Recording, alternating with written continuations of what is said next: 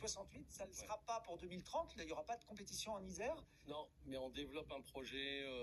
On est un peu déçu que l'Isère fasse pas partie du projet des Jeux de 2030. Alors, même s'il y a un peu des débats là-dessus, nous, on va proposer de devenir terrain d'entraînement. C'est-à-dire qu'on a toutes les qualités pour être en hauteur et d'avoir l'enneigement nécessaire. Sur les parties techniques en ski alpin, géant et slalom, on aimerait accueillir des équipes nationales pour qu'elles viennent s'entraîner un peu à l'abri des gros sites. Et ça nous permettrait de raccorder l'Isère dans ce projet olympique, de rallumer un peu l'étincelle dans les yeux des enfants, parce que c'est important les JO. On a vu le succès des JO de Paris.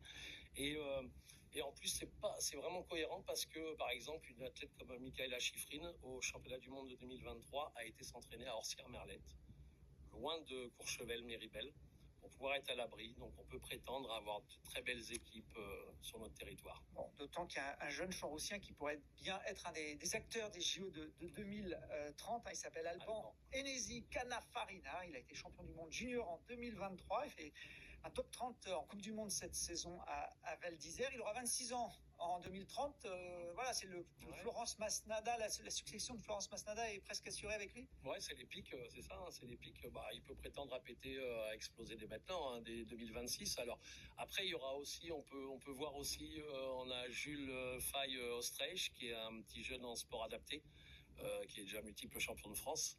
Là, ça a l'air de bouger. Les sports adaptés devraient rentrer dans les Paralympiques.